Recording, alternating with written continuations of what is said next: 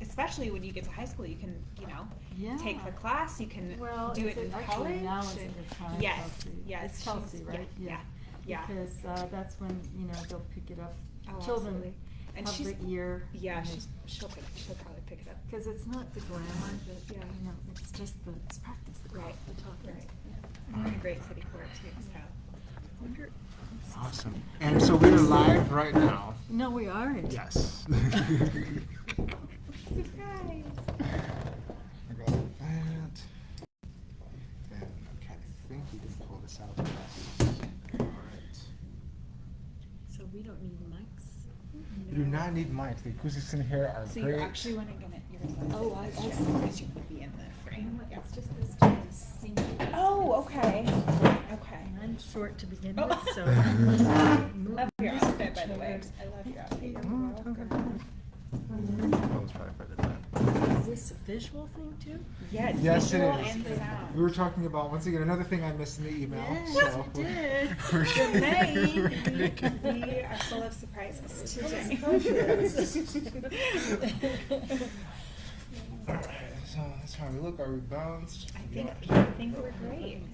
Yeah. So we're gonna come in a little Yeah, bit. so you kind of want to be in the center there, right? Yes. That's good. That's Okay. good. Perfect. I can't see that far, so it's okay. You look great. You guys. You've got a You great guys hair got day. me. You're doing great. Okay, so we're going to be on Facebook Live, and now we're going to go on Anchor, and the audio version will be out immediately. And then afterwards, I'll send you the link to all of our social media and the lives and all the things that I should send you. Awesome, yeah. Yes. Hello, Tucson, and welcome to Coffee with ThreeCO. We are about to get started. Thank you so much for tuning in. Thank you for watching, and welcome. There's something happening here. I don't know what it is. And, I don't know if I started. There's always one. Boom. There's always one. There we go. I think we're going to come on. There we go. She came prepared with her information. I love it. Awesome, awesome. Man, I wrote some notes too from what I read. Okay, we got water, coffee. We're ready to go. All right, Tucson, welcome to Coffee with ThreeCO. Is a podcast focused on sharing the inspirational stories of Tucson's most interesting people and their local businesses. I'm Jermaine, founder of Empyrean Partners, and I'm an organization that believes anyone can monetize their passion. And I am Kelsey. I am a local Tucson blogger who showcases local businesses, places to visit around town, as well as places to take your family with little ones. And it's a great time. And with us, we have Liz Hernandez, founder of Artizona Gallery. How are you today? Pronunciation? Thank you. Yes, we were saying that Artesona, if you can roll your R's, Yes. it's Artesona. So arte from art and zona from zone. Love that. That's Artesona beautiful. Gallery. Awesome. So we're going to start with what it is you want the audience to know for sure. For everyone who's only going to be watching for 3.5 minutes, Mhm. what is it that you absolutely want them to know about Artizona and the project that you're working on? Well, the first thing is it's an online boutique gallery featuring professional artists. Most of them at this moment are local artists from Tucson and Arizona. I've had brick and mortar gallery spaces, so I know a lot of artists, and decided to go digital, bring them into the digital marketplace. It's a creative partnership, and one of the things, if you're gonna leave us soon, check out artesona.com. And it's a great website. We have artist pages. You'll read their stories. You'll see it's a curated collection of art. And that's the one thing I would want you to know, that it's a very special project. Starting here in Tucson, we have big vision to continue expanding, to bring in more artists from around the country and possibly around the world. So our mission is to amplify creativity, elevate working artists, and inspire people around the globe through art. Awesome. All right, I'm excited to get into that. And Yes. first, we're going to get into who Liz Hernandez is. So I believe we've been connected for a while, and I don't know how we got connected.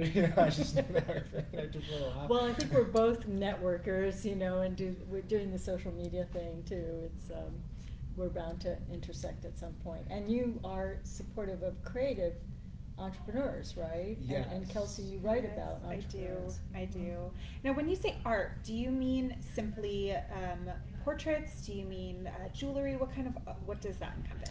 So it's visual arts, and at this moment we just have 2D. So we have photography, we have painting, original paintings, and we have some limited edition digital prints as well that make it more accessible, more affordable. Those are under $200. Okay. But the rest of the and some of the photography is also fairly reasonable, black and white photography. But the original paintings, those range in prices. So those are original works of art. And what I want people to know is that, this is a niche marketplace, digital space. What I mean by that is we're featuring artists who have worked probably their entire lives. So they've devoted their whole lives to developing their skill, developing their vocabulary. So we're not all things to all people. It's not a Walmart, as I say. It's a boutique. So when you go to a boutique, you're gonna find maybe, if you find something you like, you're not gonna find it in all sizes or all colors. It's just gonna be very specific, very curated. So it's the main goal is to give a space to working artists, professional artists. And everybody is an artist. I really believe that, and maybe we'll talk a bit about creativity. Like, I think everybody has creativity in what they do. Teachers are creative, food prep workers are creative. There's creativity in everything, and creativity as an entrepreneur, it's also very important what we do in the social media and your Right. blogging. How would you define creativity? Creativity is for me, first of all, it's a skill. Mm. It's a skill. It's not necessarily a talent, and I like to dispel that fact too, because a lot of people say, "Well, I'm not an artist." Well, you may not, in the traditional sense of being a painter or a singer or a performer, but everybody has creativity as a skill. Creativity is a way of thinking of something, in perhaps in a different, in your own way. Like, so you can have an experience and express it in your own words. That's a creative act. Connecting with people, having your own style, picking your own clothes, that's creative. All of that is part of our creative process as individuals. And I'm really a big proponent to amplify creativity. That is one of our our bigger visions. However, on artesona.com, because it's curated, there's a process. So I just want, if there are artists listening out there, one thing is to be a hobbyist, and one thing is to have a professional practice. And so we're honoring artists who are professional artists who have a professional practice. And that's another key thing. I just read Seth Godin's book, The Practice. I was reading that, not the book, but I was reading that you had read that. So go on. Yeah, you have to. Oh my gosh! Well, I listened to it on Audible as well, and it's fantastic because he does talk about, you could have all the talent in the world. You could be an inspired person, but if you don't do anything with that, what good is it? So it has to.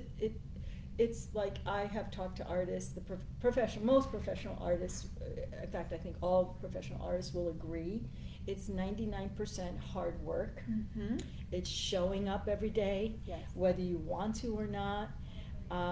It's not about waiting for the muse or waiting for the inspiration. And those are myths. And those are, so I think that Seth Godin approaches that very succinctly, and that is, it's the practice. So it's getting up, it's even if, you don't feel like doing it. Right. You're gonna do it. Right. You're gonna push yourself step by step by step.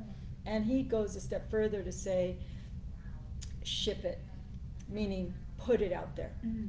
Because I also, this is probably the most, a difficult step, because I know of a lot of artists who, you know, paint and create, and they're in their studios and they have tons of work, but they are afraid to put it out there. Right, right. You're wanting so badly to be perfect at what your craft is, but it's never going to be perfect, especially right out the gate. So it's better just to put it out and get it out there, and then work on it from there. But you've got to start. You've got to put it out. That's what Jermaine and I were talking about last week on our phone conversation. It's like, I'm so happy, I'm so proud of you guys for doing this podcast, because it's out there. You just go, you know. And yeah, we started late because I was lost, but you know, it doesn't matter. It's imperfect action is better than perfect inaction. Yes. So, absolutely. and by the way, that's very hard for me to because I tend to be a perfectionist. Mhm. As a curator, You didn't know, notice that at all. I know you didn't notice that, right? That's not obvious. It's like written all over me. Like, here she comes. Yeah, I know. Somebody said, "You have a presence, Liz," and I'm like, "What does that mean?" I think like that's- to call myself a recovering perfectionist. There you go. Because it's hard to come out of that wanting to be perfect and everything, but you just got to start. Got to do it. You have to ship it for it Mhm. to count. Yes. And then we deal with stuff, okay? Right. Because yes, will there be criticism? There will be criticism. You know, Yes, will there be absolutely. rejection? There will be rejection. And yeah, there will be errors, and you know you're not going to catch them right away. But you know, once you get it out there, then you can really take and reflect from what you've put out to the public, and figure out what works for you and what doesn't. And, yeah. That's right. And you know, and artists and creative people, as creative entrepreneurs, that the three of us are, we have to learn. I think part of the learning curve is weigh the criticisms, right? Not all criticism is valid, Mhm. because sometimes it's coming from a place where the person who's offering it isn't really offering it with kindness, or from a place of really truly wanting to understand. Like, you know, if there was something that I didn't know, I want to know what was your thinking here, or you know, so that type of criticism, the inquisitive kind that is coming from a good place, that's the kind that that I'll listen to. Yeah. Agreed. Same Because here. you know, and by the way, I don't know if this happens to you, but my own internal critic is crazy. Mhm. Absolutely. It's like a monkey mind, you know. It's like, shut up already, Absolutely. shut. Always, Like always. flick Away. off, Yeah, get yeah. off my shoulder, you know, get away. That's another practice Mhm. for our Japanese Yes. thoughts. Yeah. Another thought I had when you were talking about how it's a skill, creativity is a skill. You know, it's almost brave to. It's one thing to have a creative thought or an idea, but to actually put it into practice and put it out there is a whole nother level. Because like you were saying, what's the point if you're not going to share it with people? And you know, so bravery is a big thing. Bravery is a very big thing, It is. and it is also a practice. Mhm. We learn that, and Oh, yes. you know, it just keep going. Mhm. Yeah, it's intimidating. Oh, to be yes. a creative person. Absolutely. So I would talking about the concept of being an artist and the free flow of beingness versus the structure needed to grow a successful business. To tell a story, I was very much like this when I was younger. I always wanted to start businesses, and my friends were all more creative. So they were making a comic book, and my one friend, super creative, can draw, and he can just like one-page comic like in 30 minutes, and it's just like it looks professional. It's amazing. So I was like, man, you know, we really want to do this. Okay, that's great. Let's go. So he's making it. We're kind of making the story. I'm like, I'm so happy. So 3 weeks go by, right? And I already have other projects that I'm working on. So I'm like, hey, you know, we're gonna have to schedule like once a week to be able to sit down and do that. And they're like, Whoa, Jermaine. Whoa, now. We don't want to make this a job. You know, it's like we want to get this. Needless to say, the comic is further along, but has not been released yet. It's been about 8 years. So, Wow. how do you, when having these conversations with creators, because I don't want to be rude, because there is a bit of flow and allowing an openness when it comes to life. At the same time, equally, we need to be structured and moving forward. But it's like, how do I have a conversation with someone who's like, no, you just gotta believe. Keep your mind open, think good thoughts, and it will come to you. And if you try to force things, nothing will happen. There's like some truth to that, but really, it's like we got to talk more practically about what success is and how we get there as creatives. Amazing. That's really a good. Yeah. Yes. Yes. And yes. I mean, it. There is the balance that that we all strike in terms of letting the flow happen, that creative time. I think meditation is really important. I think taking time for yourself so that those ideas can percolate, can make sense to you. And again, if you don't do anything with it, then you're kind of like, okay, now there's no sharing there. Mm-hmm. It really does depend on, I think, what your purpose is. And listen, the myth of the starving artist has to be dispelled, honestly. I mean, artists, and I'm talking about artists, people who are creatives, who make art their practice, the making of art itself, the making of paintings or photography or ceramics or sculpture. I'm talking specifically in that niche. Right. I know and writing, by the way, and producing songs, songwriting, dance productions, theater productions. I think that I've lost my train of thought here.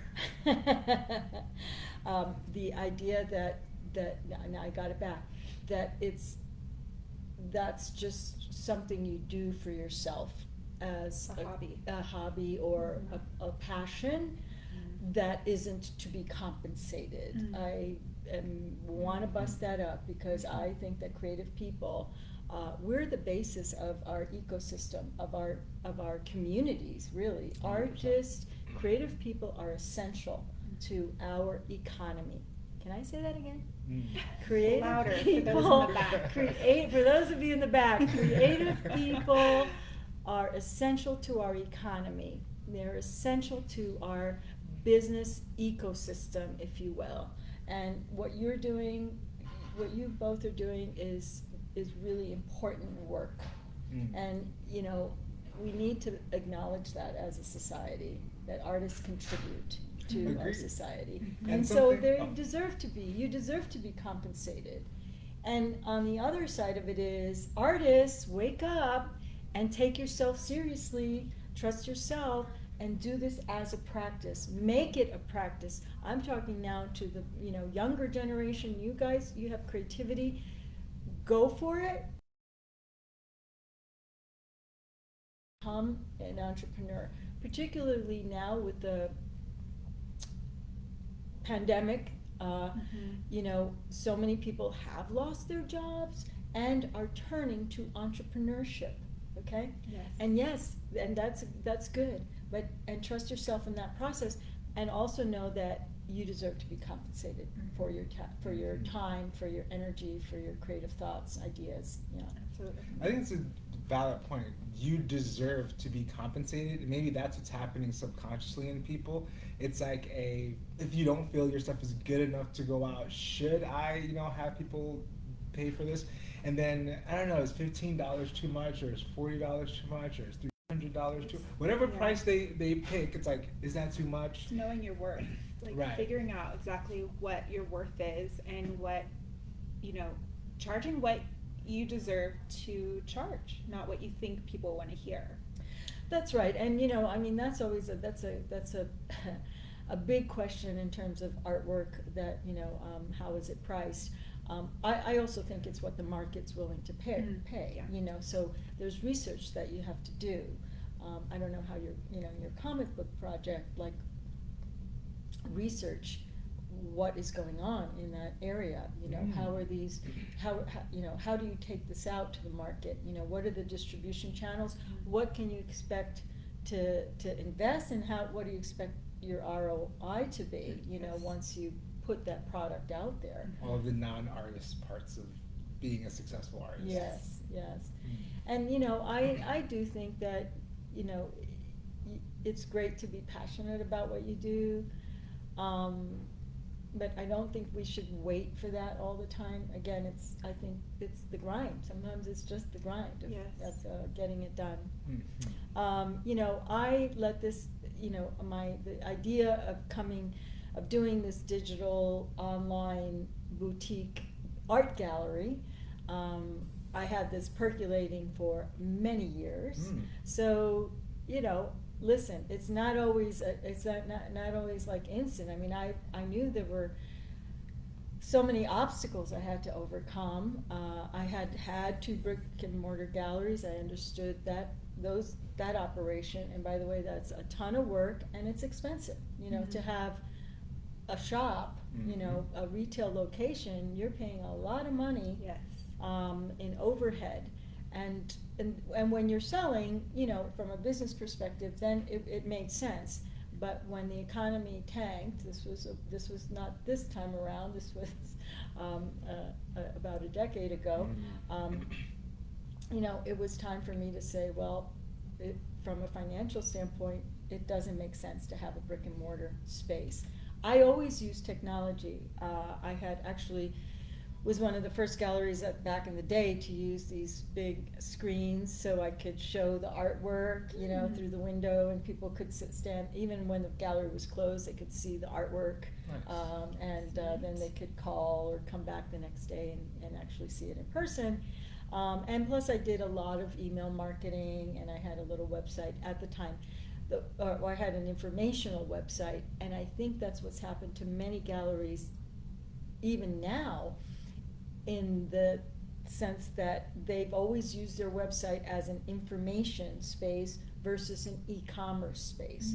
And now that no one's coming to their physical space, they're pivoting, and some people are doing it quicker than others, but it's hard to switch gears and change up that model. So the traditional retail model is basically very troubled right now, especially in the art world.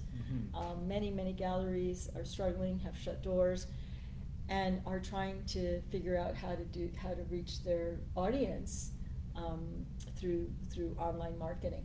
Right. So one stat I read from that you sent, online art at 4.8 billion in 2019, right?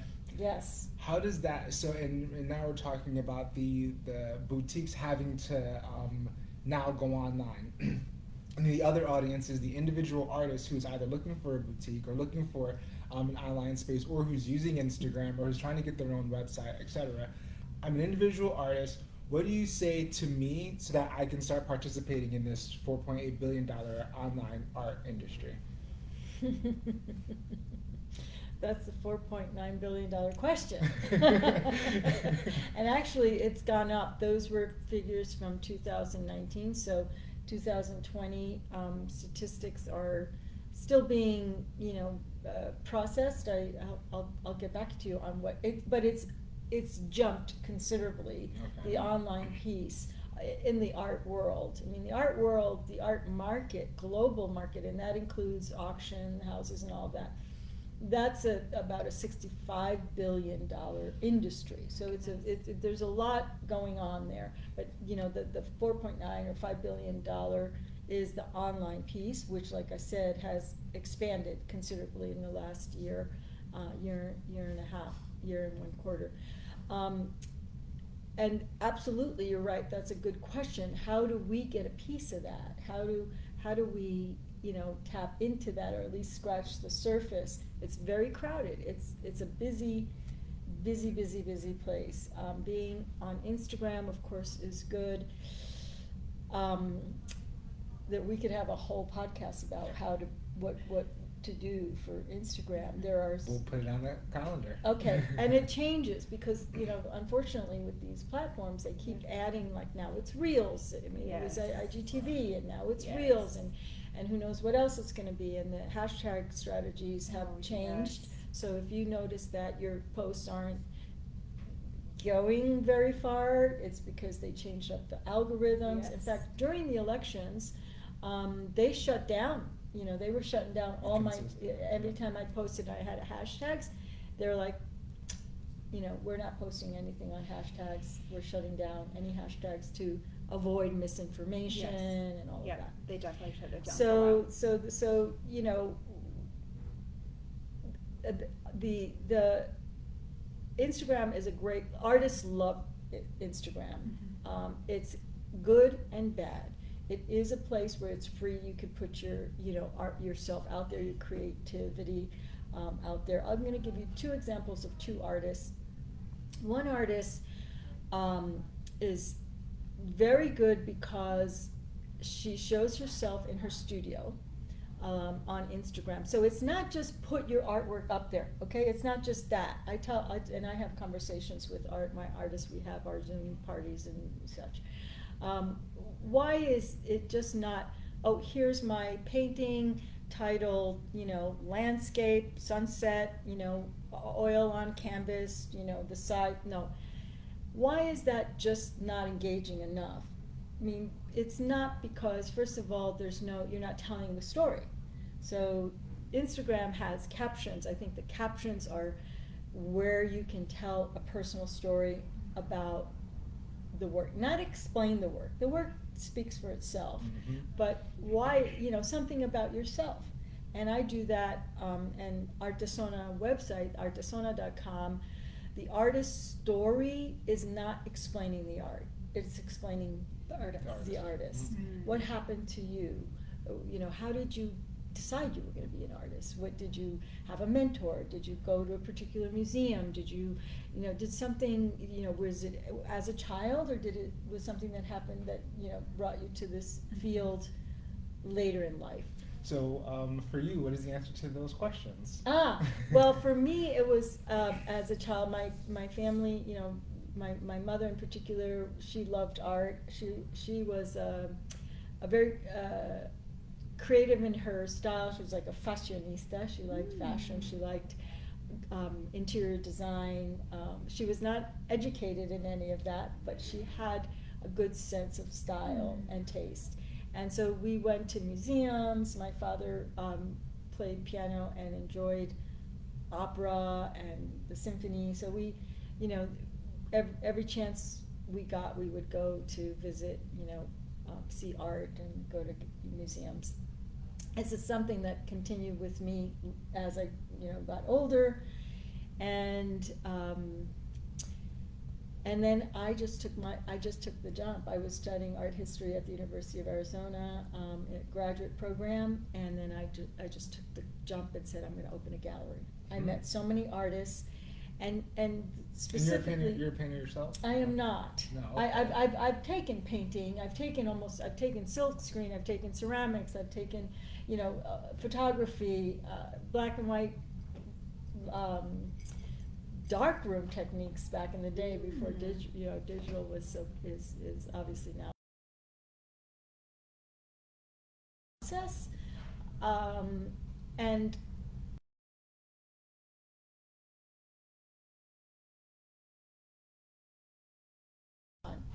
For us to show. I have a friend who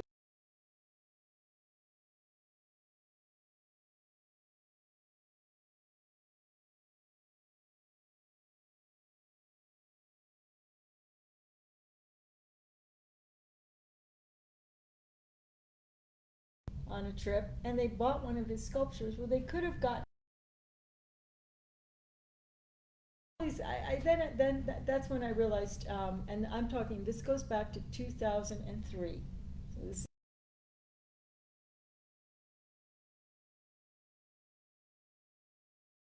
Artists, and I did. Liz Hernandez Gallery was my first gallery in the foothills, Sunrise and Kolb, in a strip mall where the Gavi's is, and Gavi's was the anchor. And then I was like the third location to open up on that strip mall, and Gavi's is still there. And it was fabulous, and we had a great time. We had incredible receptions. We did really phenomenal because people from Tucson were like happy to see artists. And there was one other gallerist who was really good. He had a beautiful gallery, the Davis Dominguez, Mike Dominguez, and Candace Davis. But they were booked. There was just so many artists that they could take on. So are we running out of time? Oh. I'm just keeping track. Anyway, that's one story. But I wanted to tell you I wanted to finish the story about the Instagram artist who engaged her audience by showing bits of herself doing work in the studio, not showing always, just showing the art, okay? And that artist has several thousand followers, okay? I have another artist who posts every single day. No comments though, and it's photography. Mm. And he had like 800 posts, but only 130 followers. Mm. So I'm like, see, it's not how much you post, right. And it's not necessarily just putting the artwork. People, how many times can you say, oh, this is nice, it's beautiful, it's, or compliment on the artwork or have a comment on the artwork. But if you share something about yourself or a perspective or an insight that perhaps isn't so obvious, mm-hmm. maybe something that happened behind the scenes, then I think that you're using that platform to the best, in the best way possible. And to kind of go a step further and maybe end that piece is, look, the bottom line, ultimately, it's your connection with your audience. It's who you're talking to. So Instagram, it's not just how many followers you can get as well, but it's also the quality of the engagement that you have with them. Yes. And if you can get people's phone number or email and be in contact for artists, this is advice to artists who want to do it solo, who want to sell directly, then you really should have more information about who likes your art, and if they choose to be contacted. It's called permission marketing. You ask permission. Yes. Say, I noticed you've been on my page and you've commented.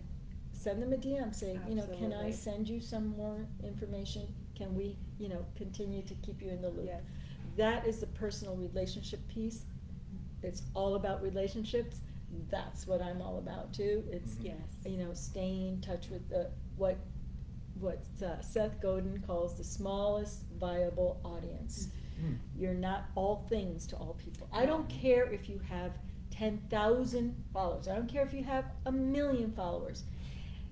Honestly, you can't be everything to all those people, or right? Nothing. Right, you're or really you're nothing nothing to them. Mm-hmm. So, if I have 100 people that really like the gallery and want to continuously get emails and get updates, and maybe it's not for all, or maybe they just want to know at this one particular, or 2 or 3 different artists, then that's how, I think that's your it's very grassroots, but honestly, there's no silver bullet, and social media allows us to talk to a lot of people, and that's great. On the other hand, in marketing or selling, conversion, I think it is about the smallest viable audience. Right on. And so, going a little more back into your journey. Yes. One thing you said, it's been a journey of, what is this? All right.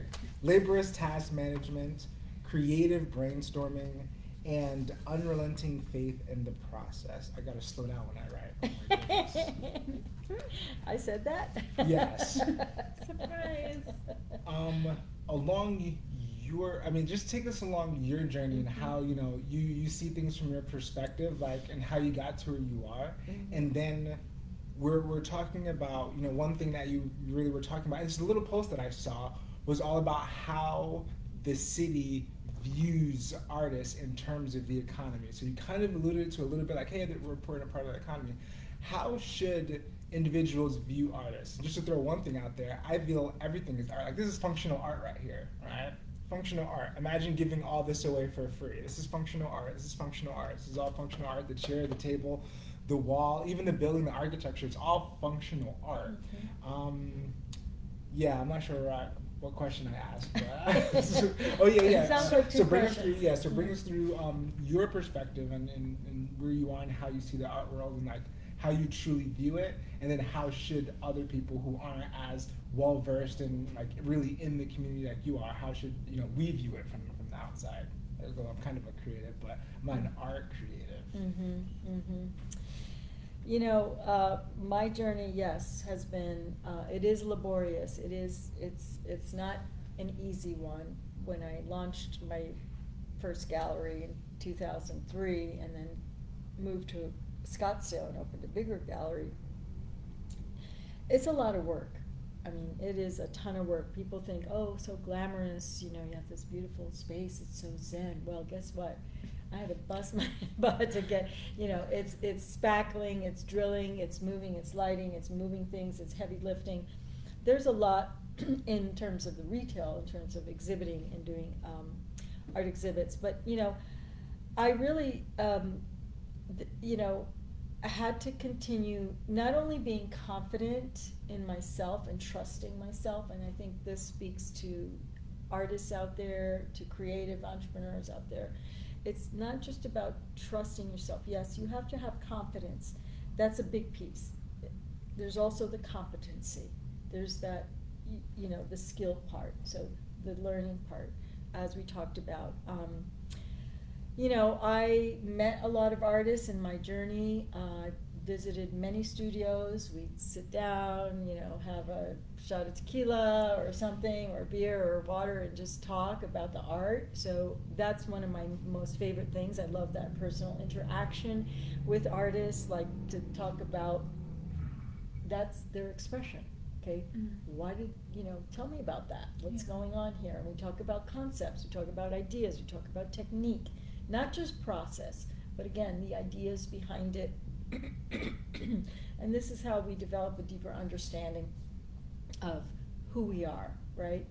Art lovers, that's a different audience. Art lovers are among my favorite people because, anyone who wants to talk about art, and whether it's not about knowledge of art history or, excuse me, it's just, it's cool to engage and see what your perspective is. Okay? Everybody has a different one. It's Exactly. going to be different for everyone. Yeah, yeah.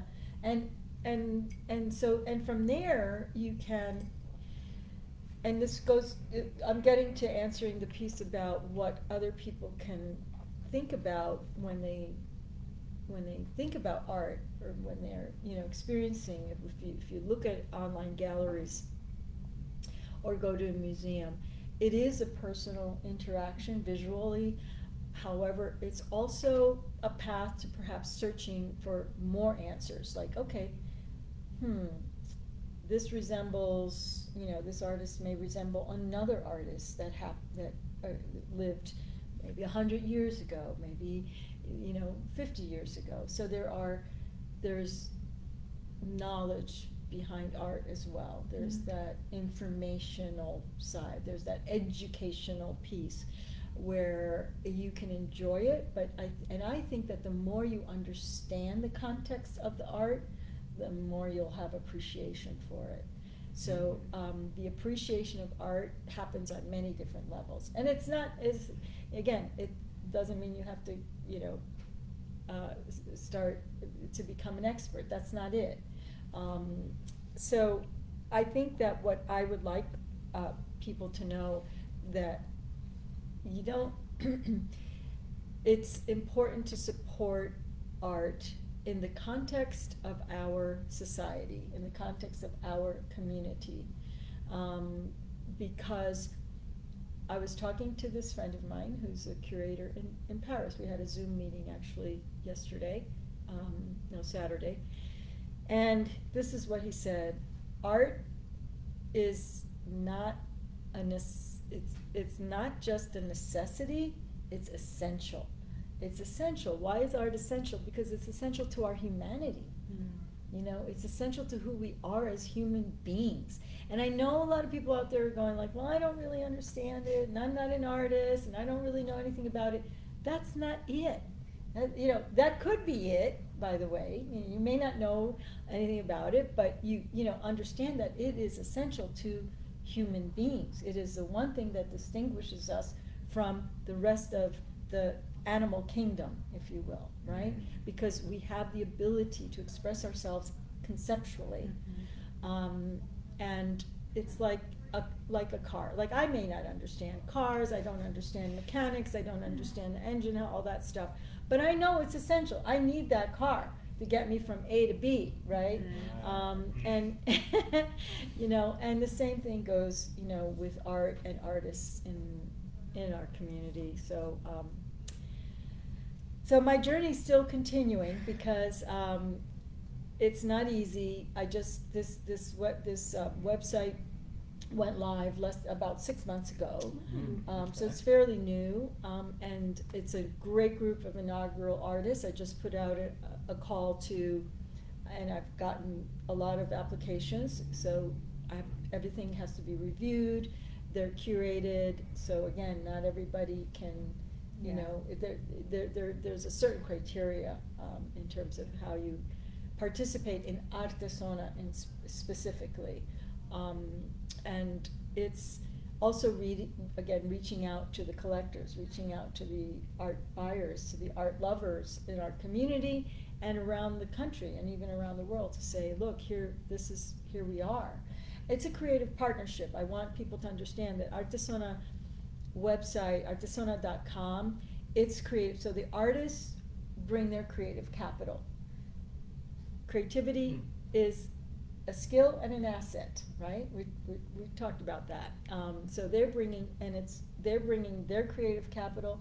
I'm bringing my business capital, which is also creative, but it's the operational side, it's the relational side, and so it's a 50-50. You know, we all rise together in this project, and I'm hoping that, you know, Tucson out there and beyond, Artesona is a very unique and special project, and I'm hoping people will visit. And we have a Facebook page, which is the same, Artesona Gallery, and so Is that the only place we can find you?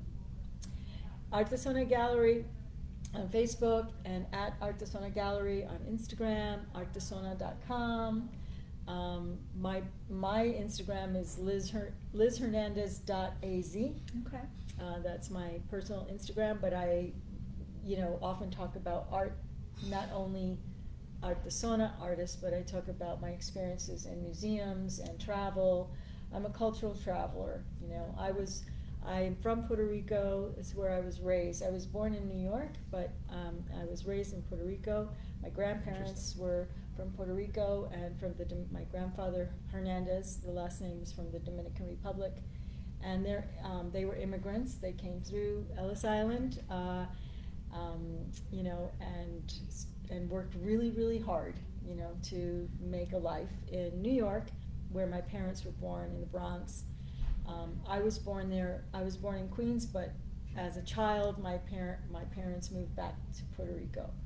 So we have a legacy of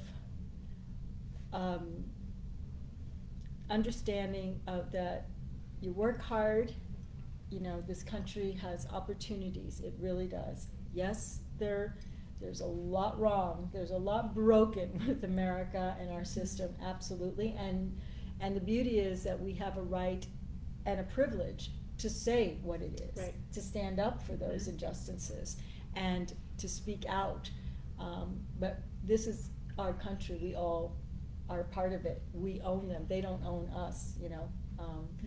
So my grandmother came on a boat when she was 18 years old by herself. Oh, wow. Yeah. And, you know, we all have immigrant stories, you know. And some of us have slavery stories, and that's a different narrative.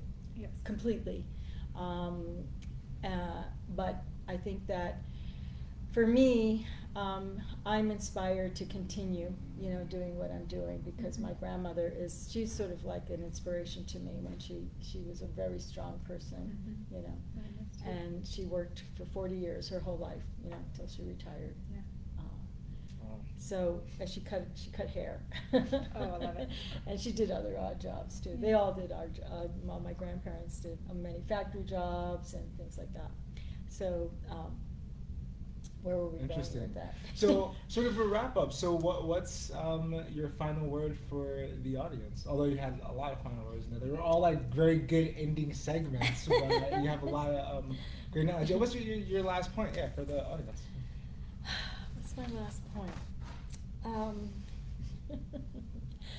Get out there and Just do it. see some art.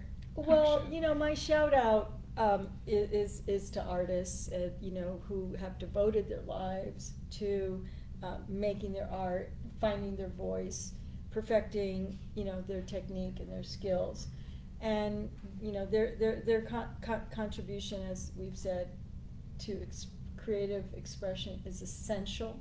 It's essential to our humanity. And I also want to shout out those who support the arts.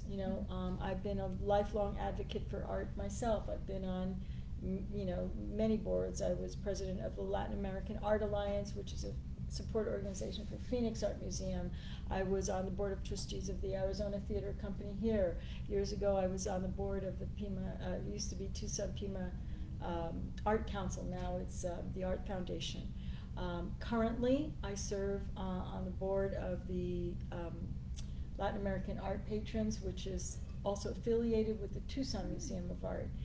And I'm a member of the Contemporary Art Society, and there's a couple of other board nominations that I've been asked to consider. So, I applaud people who advocate for artists, who advocate for creative expression. And when I say artists, like at this point, I'm talking everyone. I'm talking writers and performers, and not just visual artists. But so, shout out to all of you, and thank you guys for having me. It was really lovely. Absolutely. Yeah. Thanks for saying yes. This was awesome. Yes. 3 sentences, and I said we have to talk to you. And I was like, I want you to be on the first day because. A focus on art and business is kind of really what I want to project out there in the world. Like, you can be a creative artist in the flow and still be a structured, make as much money as you want. Not be a millionaire, it's whatever you want to make. If you want to make 42 grand, 122 grand, 342 million, whatever, you choose that for yourself. Put your art out there that you love. And this is right now where we're creating this art as ThreeCO, as 3 individual beings. And what this episode was our art for you all to watch that we're putting out. We discussed all the mistakes earlier, that were going on behind the scenes. But we just go, and now you get the opportunity to learn from someone great, although I messed up a bunch. But it's out, right? And you don't even know what I did. I'm very interested in the monetization piece that you bring to the table, Jermaine. I haven't heard much Oh, that's right. We're about supposed to talk about that. podcast. All right, we'll have to. Yeah, we definitely have to sit and just talk podcast. Yeah. Because if Okay. we do have to wrap up because we do have our next. What time is it? It is Time? now 10:58. 58. Okay, so we're good. Okay. So the bit of advice I can give on podcasting when it comes to monetization is Anchor. Right now, Anchor is our sponsor. So if you're listening, you've already heard the Anchor with my voice on it. So this episode, we've made 15 cents already, and we don't even have any viewers, right? Everything is cost per 1,000. So when it comes to really anything, but if we just talk about podcasting, you want to get whatever you put out to reach 1,000 people, and then continue to, 1,000 is your mark.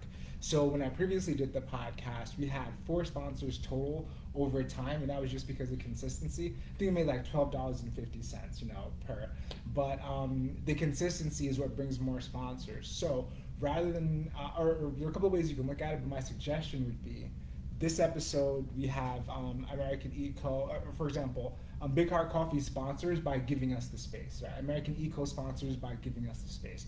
We have a couple of other sponsors who I haven't gotten to yet, so I'm not going to say their names because I kind of don't want to overstep.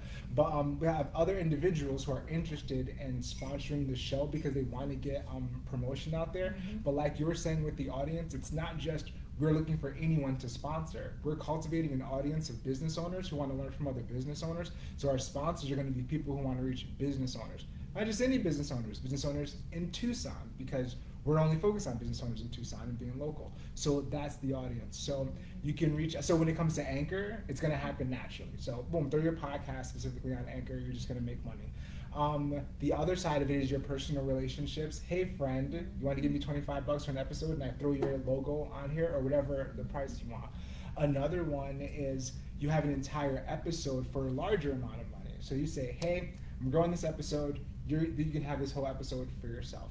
Another one is, hey, I have this podcast, I want you to sponsor the entire podcast. I need video equipment, I need a laptop, I need, a marketing person, blah, blah, blah. Are you willing to invest 15 grand in my podcast? It's your podcast, and now we're gonna do a profit sharing moving forward, as an event. So there are a lot of different creative ways for you to do it. I think the main thing that people get hung up on is the way it's supposed to be done. In their mind, it's like, oh no, I can't. Every time I talk to someone, I can't do that because that's not the way it's supposed to be done. You have to X, Y, Z. No, I walk into practically any room, you talk to the person, they like you, wherever they are in the industry or wherever they are in their company, whatever level they're at, they will advocate for you to get you whatever you need. Hey, I'm going to go to TEP. Nobody knows me at TEP. I'm going to talk to the janitor first. I'm going to talk about his kids and all that stuff and build that relationship. I'm going to say, oh, by the way, I have this cool podcast. And you think TEP would be interested? I don't know, bro. I know that this guy, the community coordinator, he's always talking about podcasts and something that he wants to do. Wow, really? And then you go, so That's now how it you have works, the totally. free flow. You take the action of, I got to talk to you and say what it is that I want out in the world. And the other one is people saying, okay, I'll give you that. So when you say, I'm an artist, but I don't think I should get paid for this, or money's not going to come. You say, I'm an artist and I deserve to get paid for this because I feel like I'm providing value to the world. Like we're providing value with this podcast. I love podcasting. It's a conversation. I sit down and I talk. That's it. And we're going to make 15 cents. Easiest job in the world.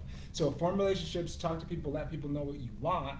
And when it comes to sponsorships, be creative. There is no way to do it. It's the end of the point is you provide something value to someone else, that person provides value to you. You can choose that to be a space, you can choose it to be money, you can choose it to be promotion, you can choose it to be more connections to other people.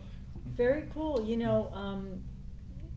It's really essential, and if there are business people listening out there, I would encourage them to reach out to you on your Facebook and get going on it, because the traditional method, you got to try other ways, right? Yeah, be experimental. This is like the second podcast I was invited to do. I did one last week. Cool. And it was my first one, and I was like, oh, okay, I'm not that as eloquent as you and as fluid. I speak slower, I have to read my notes a little bit too. I just but talk a lot. I got a lot of practice. But I really appreciate it. I think I could see the opportunity in it, and I encourage business owners out there to use your creativity also, to use any avenues available to you to reach people and to talk to them, and